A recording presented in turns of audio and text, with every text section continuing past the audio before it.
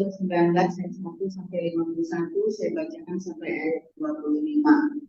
Demikian firman Tuhan.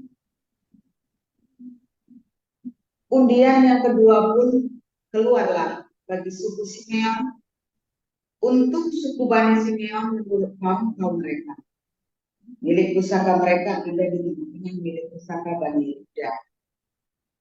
Sebagai milik warisan mereka menerima Beersheba, Sheba, Molada, Hazar, Sual, Bala, Ezen, Eltolat, Betul, Horma, Ziklag, Bet Hamartabot, Hazar Susa, Bet Lebaot, dan Saruhen, 13 kota dengan desa-desanya. Enrimon, Eter, dan Asam, 4 kota dengan desa-desanya. Juga segala desa di sekeliling kota-kota tadi, sampai ke Baalat Beer, yakni Rama yang di tanah selatan. Itulah milik pusaka suku Bani Simeon menurut kaum mereka. Milik pusaka Bani Simeon diambil dari bagian Bani Yehuda, karena bagian Yehuda itu terlalu besar bagi mereka, maka Bani Simeon menerima milik pusaka di tengah-tengah mereka. Undian yang ketiga pun keluarlah bagi Bani Zebulon menurut kaum mereka. Batas milik pusaka mereka sampai ke Sanin. Ke sebelah barat batas mereka itu naik ke Marala, menyinggung Dabeset, kemudian menyinggung sungai yang mengalir lewat Yokneam. Dari Sarin, batas itu berbalik ke timur ke arah matahari terbit, melalui daerah Kislot Tabor menuju Dobrat, naik ke Yafia.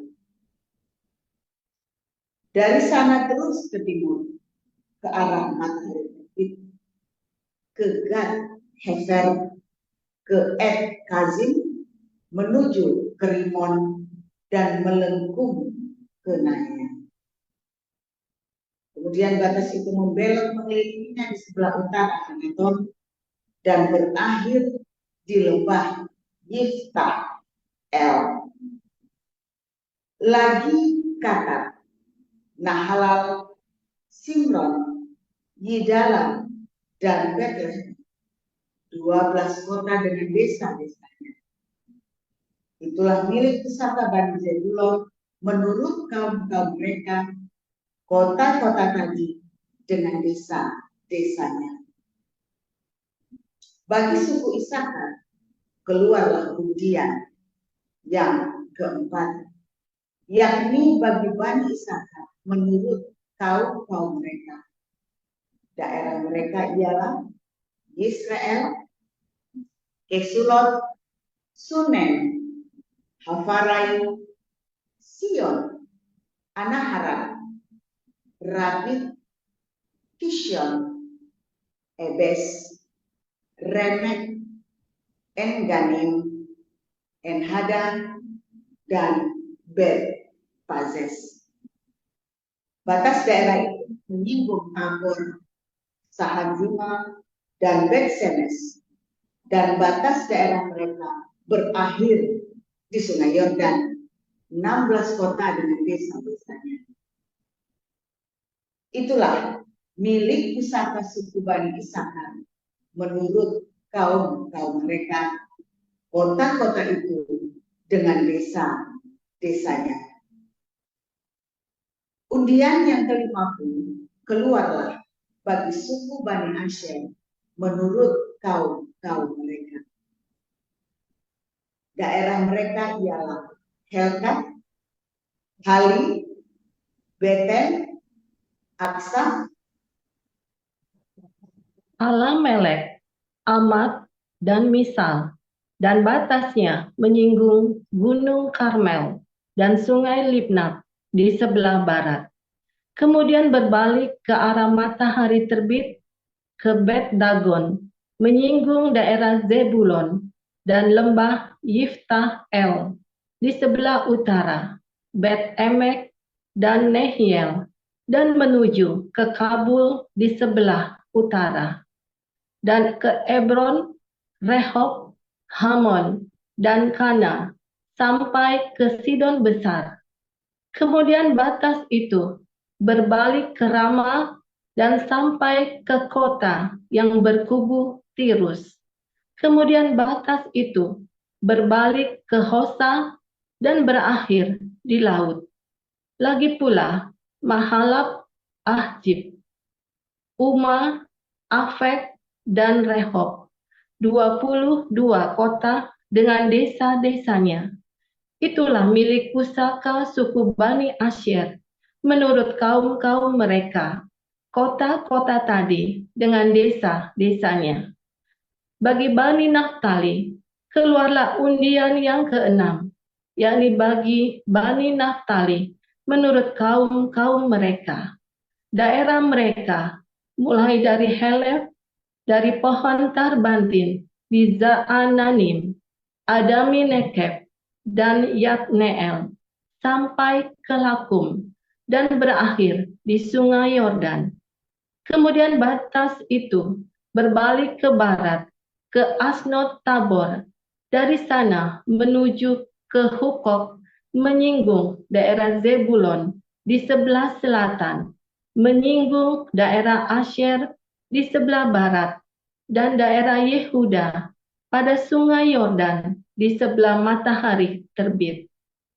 Kota-kota yang berkubu ialah Zidim, Zer, Hamat, Rakat, Kineret, Adama, Rama, Hazor, Kedes, Edrei, En Hazor, Yiron, Migdal Er, Horem, Bet Anat, dan Bet Semes.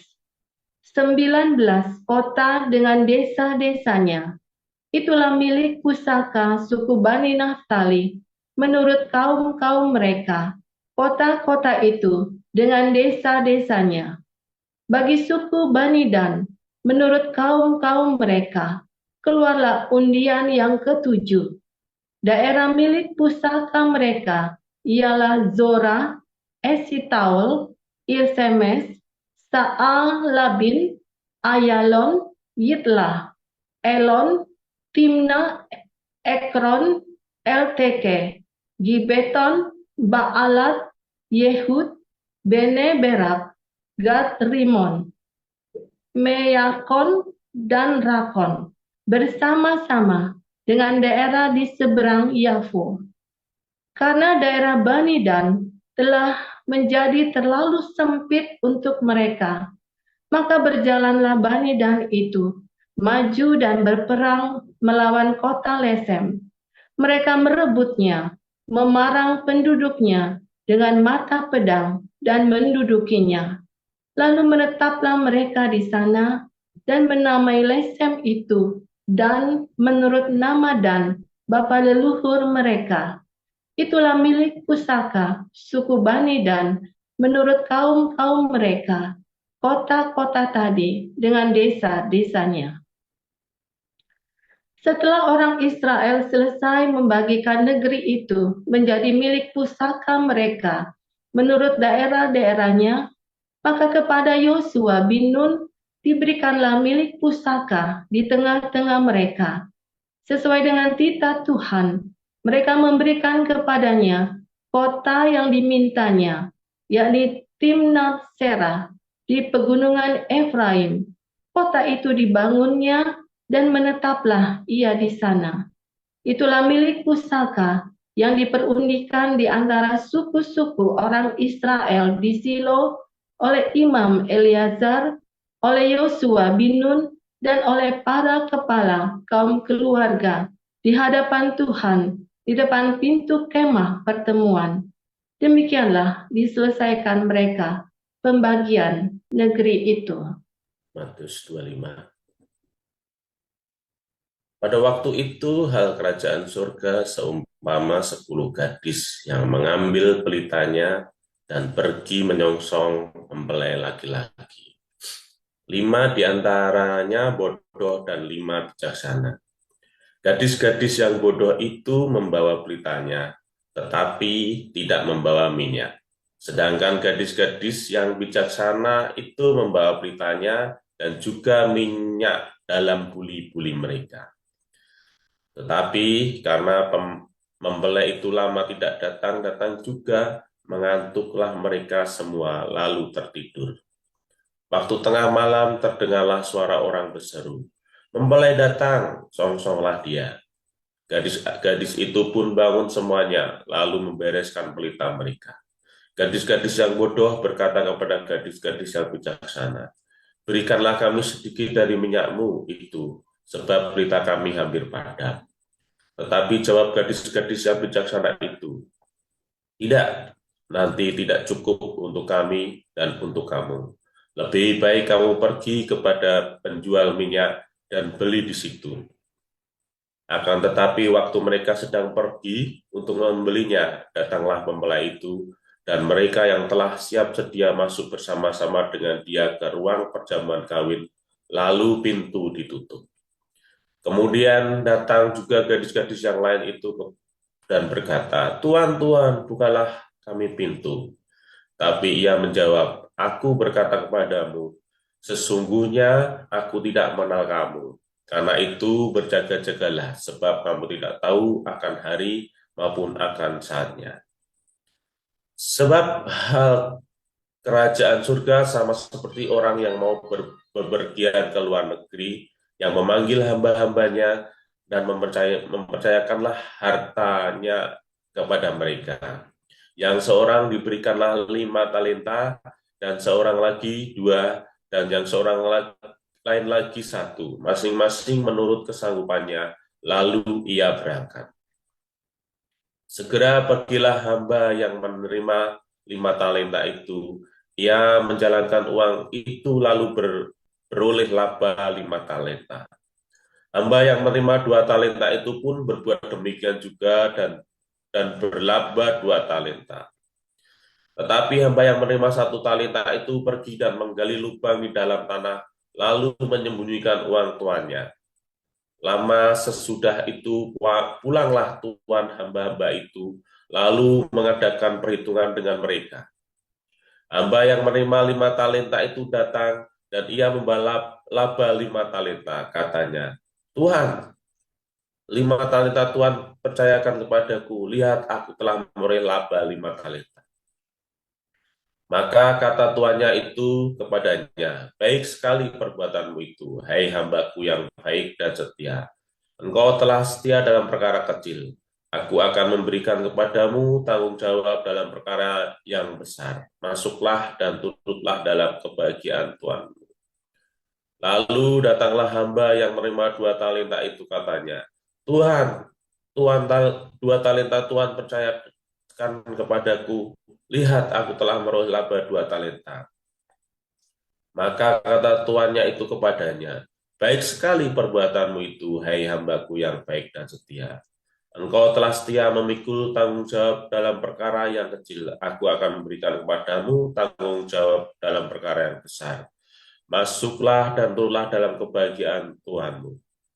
Kini datanglah juga hamba yang menerima 1 talenta itu dan berkata, "Tuhan, aku tahu bahwa Tuhan adalah manusia yang kejam, yang menuai di tempat di mana Tuhan tidak menabur, dan memungut dari tempat di mana Tuhan tidak menanam. Karena itu aku takut dan pergi menyembunyikan talenta Tuhan itu di dalam tanah. Ini, terimalah kepunyaan Tuhan." Maka jawab tuannya itu, "Hei kamu hamba yang jahat dan malas, jadi kamu sudah tahu bahwa aku menuai di tempat di mana aku tidak menabur dan memungut dari tempat di mana aku tidak menanam. Karena itu, sudahlah seharusnya uangku itu kuberikan kepada orang yang menjalankan uang, supaya sekembaliku aku menerima serta dengan bunganya. Sebab itu ambillah talenta itu daripadanya dan berikanlah kepada orang yang punya 10 talenta itu. Karena setiap orang yang punya kepadanya akan diberi, sehingga ia berkelimpahan. Tapi siapa yang tidak mempunyai, apapun yang ada padanya akan diambil daripadanya. Dan camkanlah hamba yang tidak berguna itu ke dalam kegelapan yang paling gelap, di sanalah akan terdapat rata dan getah gigi. Apabila Anak Manusia datang dalam kemuliaannya, dan semua malaikat bersama-sama dengan Dia, maka Ia akan bersemayam di atas tahta kemuliaannya. Lalu semua bangsa akan kukumpulkan di hadapannya, dan Ia akan memisahkan mereka seorang daripada seorang, sama seperti gembala memisahkan domba dari kambing. Dan Ia akan menempatkan domba-domba di sebelah kanannya, dan kambing-kambing di sebelah kirinya. Dan raja itu akan berkata kepada mereka yang di sebelah kanannya, "Mari, hai kamu yang diberkati oleh Bapakku, terimalah kerajaan yang telah disediakan bagimu sejak dunia dijadikan. Sebab ketika aku lapar, kamu memberi aku makan. Ketika aku haus, kamu memberi aku minum. Ketika aku seorang asing, kamu memberi aku tumpangan. Ketika aku telanjang, kamu memberi aku pakaian. Ketika aku sakit, kamu melawat aku. Ketika aku di dalam penjara, kamu mengunjungi aku." Maka orang-orang benar itu akan menjawab Dia, katanya, "Tuhan, bila manakah kami melihat Engkau lapar, dan kami memberi Engkau makan, atau haus, dan kami memberi Engkau minum? Bila manakah kami melihat Engkau sebagai orang asing, dan kami memberi Engkau tumpangan, atau telanjang, dan kami memberi Engkau pakaian? Bila manakah kami melihat Engkau sakit, atau dalam penjara, dan kami mengunjungi Engkau?" Dan raja itu akan menjawab mereka, "Aku berkata kepadamu, sesungguhnya segala sesuatu yang kamu lakukan untuk salah seorang dari saudaraku yang paling hina ini, kamu telah melakukannya untuk aku." Dan Ia akan berkata juga kepada mereka yang di sebelah kirinya, "Enyahlah dari hadapanku, hai kamu orang-orang terkutuk. Enyahlah ke dalam api yang kekal, yang telah sedia untuk iblis dan malaikat-malaikatnya. Sebab ketika aku lapar, kamu tidak memberi aku makan. Ketika aku haus, kamu tidak memberi aku minum. Ketika aku seorang asing, kamu tidak memberi aku tumpangan. Ketika aku telanjang, kamu tidak memberi aku pakaian. Ketika aku sakit dan dalam penjara, kamu tidak melawat aku." Lalu mereka pun akan menjawab Dia, katanya, "Tuhan, bila manakah kami melihat Engkau lapar, atau haus, atau sebagai orang asing, atau telanjang, atau sakit, atau dalam penjara, dan kami tidak melayani Engkau?" Maka Ia akan menjawab mereka, "Aku berkata kepadamu, sesungguhnya segala sesuatu yang tidak kamu lakukan untuk salah seorang dari yang paling hina ini, kamu tidak melakukannya juga untuk aku." Oke, firman Tuhan selalu baru setiap hari ketika kita menanti-nantikan Tuhan dengan penuh cinta, dengan tekun, setia, konsisten. Ya, ingat-ingat ya, awas lu nggak konsisten, rugi kamu ya. Kalau kamu konsisten, tiba saatnya kamu menuai, kamu akan menuai, saudara ya. Kalau kamu belajar di sini, maksimum 4 tahun kadang turun. Kalau kamu lebih dari 4 tahun, kamu akan mengalami 8 tahun. Lebih 8 tahun, kamu mengalami 12 tahun, 16 tahun, sampai 10 tahun. Tapi kalau kamu responnya benar, ya, rendah hati, dihina kayak apa? Rendah serendah-rendahnya. Ya, jangan ngucap yang tidak baik kepada orang yang menghina kamu. Nanti kamu maksimum 2 tahun, saudara ya. Sekalipun kamu yang salah. Sekalipun kamu yang salah. Ya, ingat pelajaran tempo-tempo yang lalu ya. Sekalipun kamu yang benar, tapi kamu mengucap yang tidak baik kepada lawanmu, prosesnya panjang. Sekalipun kamu yang salah, kamu merendah serendah-rendahnya, kamu akan cepat pulih. Sekalipun kamu yang salah. Lihat ya, rahasia ini kamu harus tahu, saudara ya. Sekalipun saya udah ngalamin, sekalipun saya salah, saya merendah serendah-rendahnya. Sehingga nggak pakai lama, 2 tahun selesai saya sudah ngamatin. Sekalipun saya yang benar, saya membangkang terus, saya hajar terus, ya salah kok, tak kejar terus, proses itu tambah lama, saudara. Tak jamin itu, tak jamin. Kamu mau sok-sokan apapun, tak jamin tambah lama prosesnya kamu, walaupun kamu benar loh. Walaupun kamu benar, sebab proses dari surga itu bukan masalah benar salah. Benar salah itu hanya caranya, jalannya, saudara, buat kamu masuk ke dalam situ, ya kan? Baik orang yang benar, baik orang yang salah, dua-duanya diproses. Ada orang bermusuhan, ya, si Abdul, si Thomas sama si Petrus misalnya, ribut nih berdua nih misalnya nih. Si Thomas ini benar, si Petrus salah. Dua-duanya diproses, saudara. Yang benar diajari mengampuni, yang salah diajari rendah hati. Ya kan? Kalau yang si Thomas yang benar ini tidak mau mengampuni, sementara si Petrus yang jahat ini mau rendah hati. Yang berkenan sama Tuhan yang mana, saudara? Yang Petrus. Yang salah, yang mau rendah hati. Itu kamu tidak tahu ini kan? Ajari sama saya sekarang, saudara ya, rahasianya.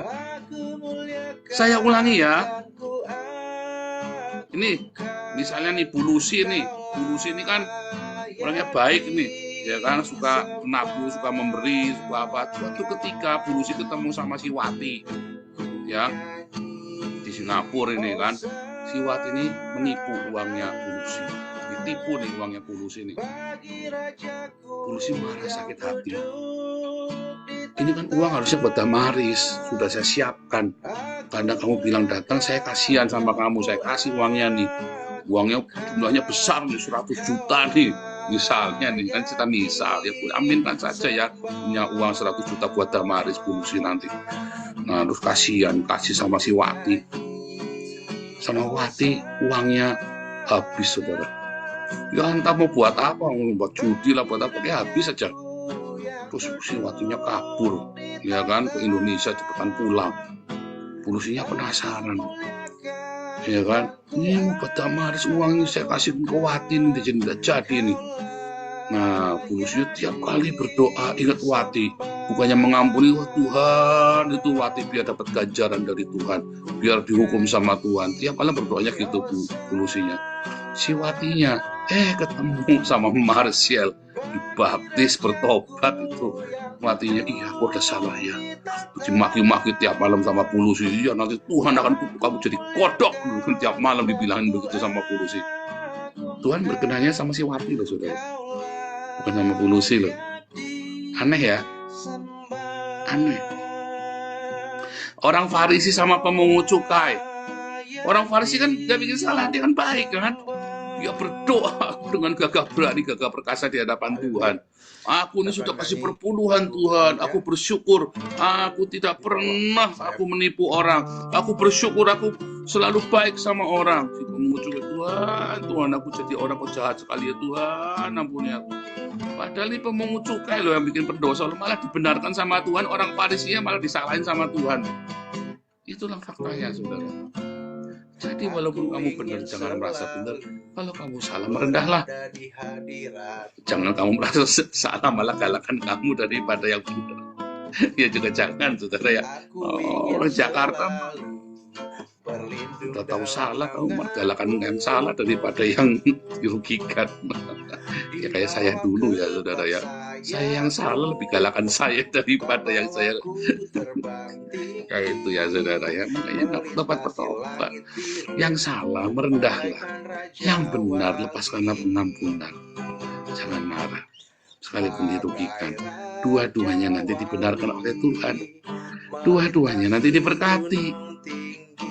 Itu rahasia berkat surga, saudara ya. Aneh ya. Nggak ada di agama lain yang begitu. Nggak ada ceritanya. Mau agama apapun nggak ada ceritanya. Hanya ajaran Tuhan Yesus yang ajari begitu, saudara. Ya kan, doanya orang Farisi dan doanya pemungut cukai kan. Pemungut cukai dan para pelacur itu masuk surga lebih dulu daripada pendeta, daripada Gilbert. Ya kan, saudara. Iya kan, itu firman Tuhan. Itu paradoks iman Kristen, saudara ya. Paradoks ya, nyeleneh, tapi itu yang benar ya. Lonte malah mlebu surga toh, Pak. Kamu pikir pendeta masuk surga? Bisa-bisa pendeta-pendeta itu pada nggak masuk surga itu, saudara. Malah pelacur-pelacur itu nyumbangnya ke Damaris banyak itu, saudara. Malah itu para pemungut cukai, para rentenir, para yang jualan narkoba, yang jualan lotre, nyumbang ke Damaris, semua itu malah masuk surga, saudara. Sementara banyak pendeta-pendeta duitnya dimakan sendiri, duit kolektornya, ya kan? Buat punya Lamborghini lambemu, bukan Lamborghini lambe bini, saudara. Ya kan? Buat nabung di bank BNI, saudara ya. Bank bini bisa masuk dan bisa keluar. Ya kan, saatnya menarik tabungan malah dianggap utang. Rasain loh, di mana hartamu berada, di situ hatimu ada. Hartamu ada pada bini, ya mau tidak mau kamu harus sayang sama bini. Ya kan? Bagaimana cara Tuhan memberkati kita, saudara? Semua sudah dibagi sama Tuhan. Kan dibuang undi kan. Orang Israel, dan saya nggak suka pakai filter ini ya. Orang Israel itu ya, saudara ya, dia membuang untuk dia membagi tanahnya itu dengan cara membuang undi. Karena diundi di hadapan Tuhan. Karena undian itu jatuh kemana, orang itu percaya itu Tuhan yang tentukan. Kemarin saya ketemu sama ada jemaatnya Gilbert lah di Belanda ya. Kita cerita sama Pak Yus di Ledek ya. Saya tak pasang lotre. Oh, orang Kristen kok pasang lotre? Loh, salahnya di mana orang pasang lotre? Ya tidak boleh kamu judi, lawanmu kamu akali, saudara. Kalau orang lotre salahnya di mana? Saudara, orang ya dulu saya nggak ngerti ya, saudara. Orang coba orang punya apa di STSB, di Porkas dulu zaman ya. Salahnya di mana, saudara? Ya kan? Orang Indonesia kalau bikin pulau untuk judi, salahnya di mana? Kamu nggak bikin pun dia judinya di luar negeri, saudara. Salah kan? Mendingan judinya sini, udah kamu bikin dosa di sini saja, ya kan? Ya, kalau gitu kita judi saja, Pak. Goblok, goblok, saudara. Kalau judi itu pakai mesin, ya, ada 10 mesin, ya. Saya pernah jadi bandar. Serius, saudara, saya pernah jadi bandar ya. 10 mesin. Ya, kita atau 100 mesin lah, taruh kata lah 100 gede sekalian. Itu sudah dipatok 70-30. Saya pasti untung 70. Jadi siapapun yang masuk ke situ, ya hanya 30% yang menang. Yang 70% selalu saya menang. Yang 30% itu supaya kamu senang. Jadi kalau ada 100 orang, ya Pulusi, Marcel, Apeng, segala macam dia, pokoknya ada 100 orang, ya hanya 30 kalian yang akan surplus. Yang 70 sial, tak jamin sial. Nanti kadang-kadang tak bikin 50-50, saudara. Wah, heboh, banyak yang menang hari itu kan. Tak setel, mesin itu bisa disetel. Mesin yang ding-dong, ding-ding-ding-ding-ding-ding-ding itu ya. Itu disetel caranya ya. Nanti kadang-kadang tak bikin 90-10 kalau saya lagi butuh duit, saudara. Hari itu semua sial semua. Saya omsetnya 100 juta, ya 90 juta masuk saya. Ya, omsetnya 100 juta, 90 masih masuk saya. Tapi kadang-kadang tak bikin 50-50. Omset 100 juta, ya 50 juta itu pasti keluar buat si pemainnya itu. Memang begitu caranya. Ya, memang begitu. Jadi kamu tuh diakali sama bandarnya. Serius saudara, itu memang caranya begitu. Forecast SD itu juga caranya begitu. Ya entah mengapa itu masuk mesin, cek, ya kan? Begitu dipencet, ces, mesin itu jalan. Pokoknya dia mau berapa yang menang. Ya, itu ada perhitungannya semua komputer. Komputer sederhana, enggak perlu pakai yang canggih-canggih. Itu komputer sederhana, pakainya cuma di apa namanya? Cuma pakai model peluang dan permutasi saja. Gampang itu saudara bikinnya, pakai kalkulator aja bisa. Serius saudara ya. Yang goblok yang masang. Itu loh. Bukan masalah dosen-dosen goblok. Ya, bukan masalah kuliah tidak boleh goblok kamu. Tapi kalau kamu orangnya pintar, pandai matematika, kamu bisa ngakali itu mesin. Contoh, mesin dingdong di mana itu saudara yang di tempat permainan itu kamu bisa ketik, bisa tungguin ya. Kamu tungguin aja tiap hari ya. Ya kamu itu pakai stopwatch, kamu nggak pakai feeling. Itu ya ada satu orang main bisa kalau gulung itu, wah bisa banyak sekali sampai notanya habis itu, sampai tokennya itu habis. Ya kan? Kenapa dia tiap hari nongkrong di situ dia ngamatin terus. Itu ada mesinnya. Jadi dia ngamatin setiap hari apa dia ngamatin kadang-kadang saudara ya. Kasih tahu rahasianya, main dia sama petugasnya. Kasih aku sini ya, dapat berapa? Dapat 10 juta, kamu tak kasih ya 4 juta, yang 6 juta buat saya. Itu beneran saudara ya, itu di tempat-tempat permainan itu begitu caranya ya. Ada petugasnya. Oke, 60-40 mesinnya ini mesin nomor 32. Udah kita terus si petugas ini ngomong sama ini kan, weh ada 2 ya, udah dia dapat saudara. Gila ya. Nah itu, oh Pak, terima kasih Pak sarannya Pak, kamu mesti bayar 40% sama saya, kamu nggak bayar kamu jadi kodok kamu nanti.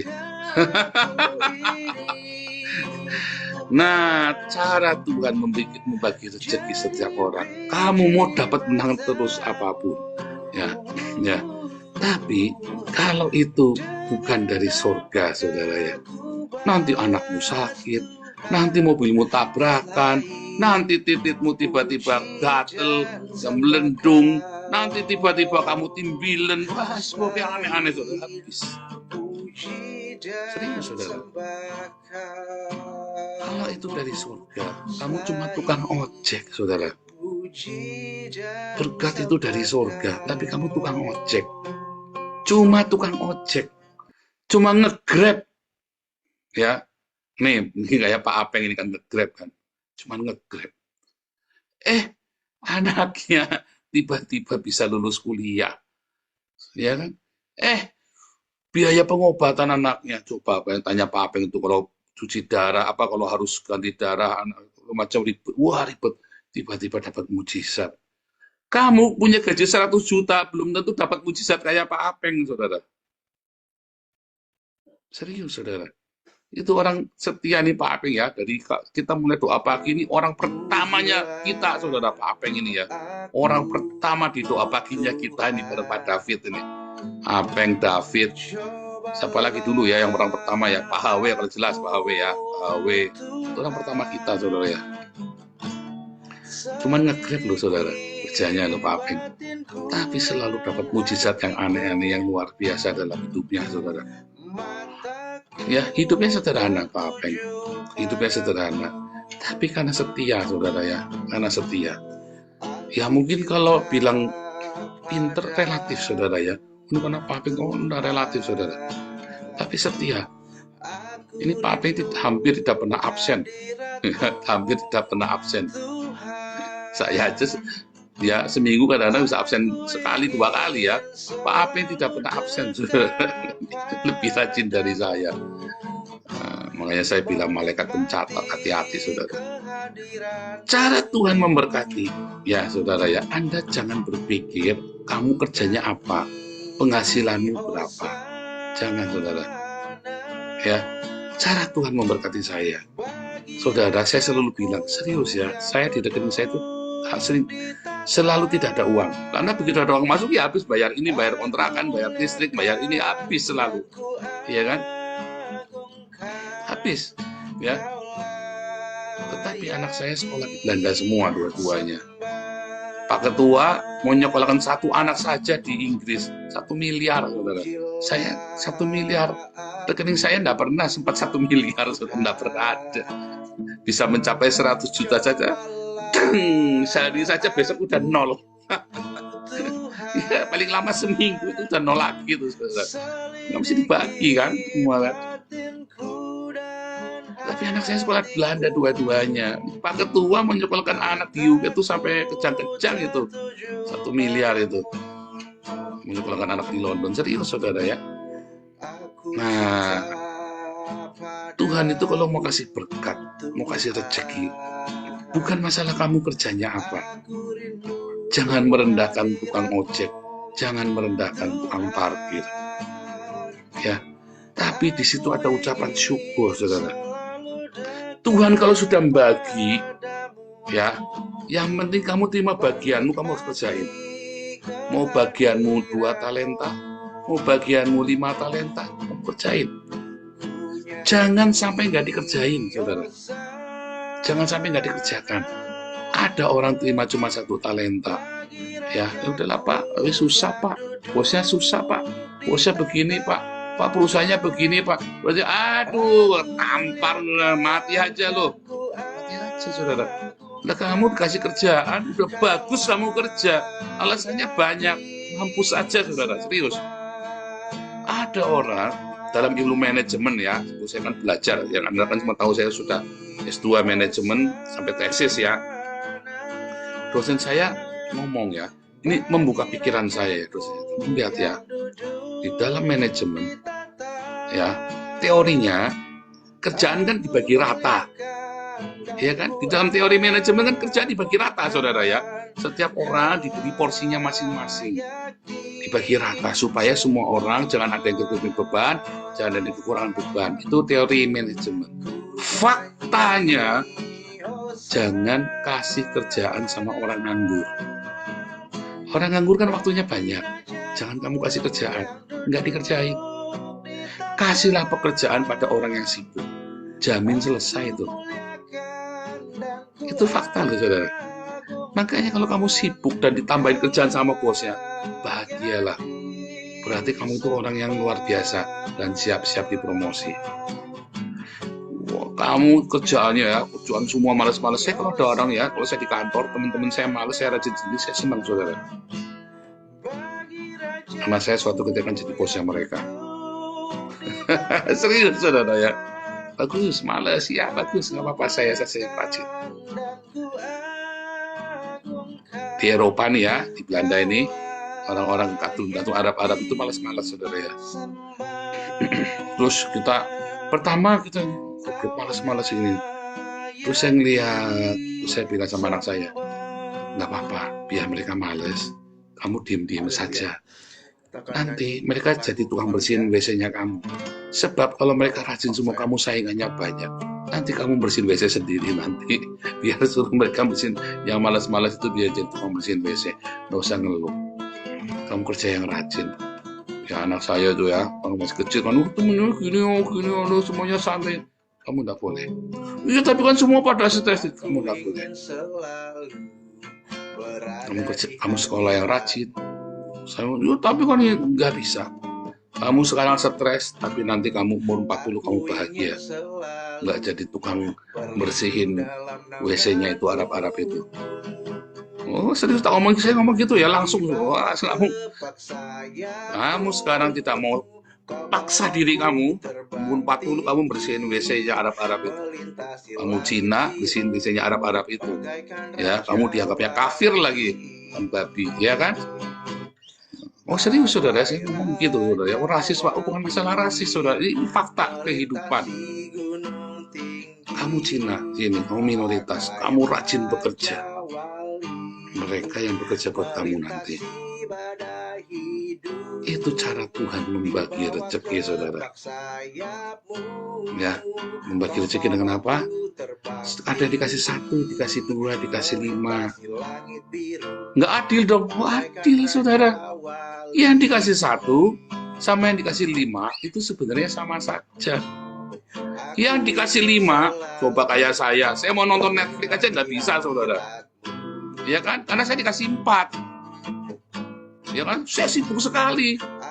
Karena saya dipercaya untuk bermain. Ya kan? Saya waktu buat diri sendiri saja udah nggak punya. Ada yang dikasih 2, saudara ya. Dia kerjakan juga dengan sungguh-sungguh. Tapi dia bisa kongkos di rumah. Dia masih bisa main layangan. Dia kerjain sungguh-sungguh. Ya kan? Ada yang dikasih 10, saudara. Sampai berdiri mau duduk aja nggak sempat. Bisa nggak dia menikmati? Tuhan itu adil sekali. Dia kelihatannya punya barang mewah segala macam. Bisa nggak dia menikmati? Belum tentu bisa. Anda pernah ketemu orang kaya yang tidak bisa makan enak? Saya sering. Saya kalau mau pergi ke restoran, ya, ini Pak Hawi kan, kalau saya ke sana kan ditaksir Pak Hawi nih makan enak-enak nih. Kalau Pak Hawi ini suka, Pak Hawi ini pintar masak, saudara ya. Masak apa saja, saudara. Tak makan. Duit mas saya nggak punya, saudara. Tapi saya menikmati makan enak. Ada orang yang punya segala macam. Makan ini nggak boleh, makan itu nggak boleh. Ya, minumnya, makannya obat pagi siang malam. Tuhan itu adil sekali, saudara. Kamu jangan melihat angka, melihat bagaimana kamu bisa mensyukuri kehidupan, bagaimana kamu bisa menikmati berkat-berkat Tuhan. Hitung berkatmu satu-satu, banyak, saudara. Anda yang kerjanya jadi tukang parkir, bersyukurlah kamu punya pekerjaan. Karena banyak orang cuman bisa berbaring, nggak bisa kerja, berak aja dicepokin. Jangan mengeluh, ya, istri-istri yang suaminya cuma jadi tukang ojek. Jangan mengeluh, bersyukurlah suamimu punya pekerjaan jadi tukang ojek. Banyak orang yang cuma bisa berbaring, akhirnya kamu cuma nyepokin dia, ya, masih muda sudah invalid. Yang suaminya jadi direktur, istri-istri yang wanita karir, ya, nggak usah mengeluh kalau bosmu galak. Bersyukurlah, saudara ya, kamu masih punya pekerjaan. Banyak sarjana-sarjana, ya, nganggur. Bersyukurlah kamu masih ada kerjaan. Tapi gajinya mepet, Pak. Ucapkan syukur dengan gaji yang mepet itu. Deg-degan tiap hari, percaya kepada Tuhan, tetap kamu berbagi. Tiba-tiba anakmu, semuanya dikasih jalan, anakmu jadi bintang, jadi dapat beasiswa sekolah di luar negeri, segala macam. Aduh, yang aneh-aneh gitu. Saya sering bilang ya, tante saya ini cuma bidan. Tante saya ini cuma bidan, tapi keliling dunia, saudara. Anaknya dua-dua sukses, saudara ya. Tante saya cuma bidan, saudara ya.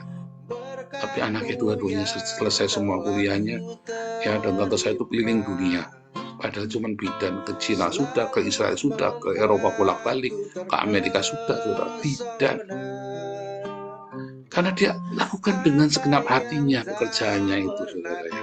Semua orang kalau pagi, saudara ya, jam 4 pagi, saya kadang-kadang sampai nangis ya. Saya manggilnya mama ya, soalnya ya.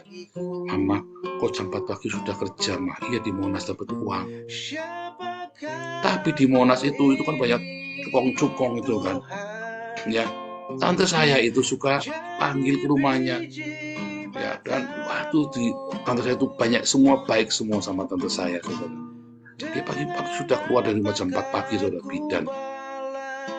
Pulangnya sampai rumah paling cepat jam 8, seringkali jam 10, jam 11 baru pulang, saudara. Dikerjakan dengan ucapan syukur. Itu saya tidak pernah melihat sekalipun beliau itu mengeluh, saudara ya. Hidupnya selalu mengucap syukur. Malah ya, suatu ketika saya baru kolaps ya, saya datang lagi di rumah dia seperti biasa. Nih, kamu pegang. Saya mau berangkat ya, saya lagi mau keluar negeri ya, waktu mau berangkat ke Eropa. nih kamu pegang ya. Saya kasihkan ke anak-anak tinggal ya. Dia tidak tahu kalau saya nggak punya duit, saya diam-diam saja. Luar biasa loh saudara ya. Bisa banyak sekali yang diberkati oleh tante saya ini saudara. Cuman bidan saudara, hidupnya sederhana sekali. Tapi dia memberkati banyak orang, hidupnya itu selalu mengucap syukur. Saya tidak sekali pun tidak pernah dengar dia mengeluh. Ya, bagaimana dengan kalian? Bagaimana? Mengeluh apa? Kamu sekarang apa? Direktur, manajer, staf, pembantu rumah tangga, kamu TKI, TKW, kamu jadi apa? Kamu hamba Tuhan, mengeluh. Kelewatan, saudara. Tuhan membagi rezeki kita itu semua itu dengan amat sangat adil. Yang penting kamu dapat 1 talenta, 2 talenta, 5 talenta. Kamu harus kerjakan dengan sungguh-sungguh dan kamu harus bagikan, berbagi dengan sesamamu. Nanti berkat Tuhan itu yang aneh-aneh, saudara. Anda kan tidak perlu memiliki kan untuk bisa menikmati, ya enggak? Anda kan nggak perlu punya pohon durian kalau pengen makan durian kan? Kalau mau makan daging sate kambing, kan kamu nggak perlu ternak kan? Nggak perlu punya peternakan kambing kan? Kamu mau minum susu sapi, kamu kan nggak harus punya peternakan susu sapi. Emang kamu mau nyusu langsung dari sapinya begitu? Kan nggak mungkin, saudara. Kalau polusi mah hobi nyusu langsung dari sapinya begitu. kan aneh. Anda kan cuma butuh 1 liter.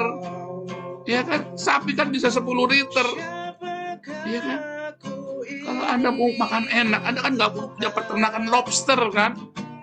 Anda punya karunia menikmati, ya, karena badan kita sehat, kita bekerja, pikiran kita sehat, jiwa kita penuh dengan ucapan syukur. Kamu begitu kuat dari rumah, rasanya Tuhan baik menyertai, sinar matahari memberkati kamu. Itu cara Tuhan memberkati kita, saudara. Bukan dengan memiliki, tetapi dengan menikmati. Itu cara Tuhan membagi rezeki. Seberapa banyak kamu bisa menikmati kehidupan dengan ucapan syukur dan tanggung jawab, maka itulah berkat Tuhan dalam hidupmu. Tuhan Yesus memberkati.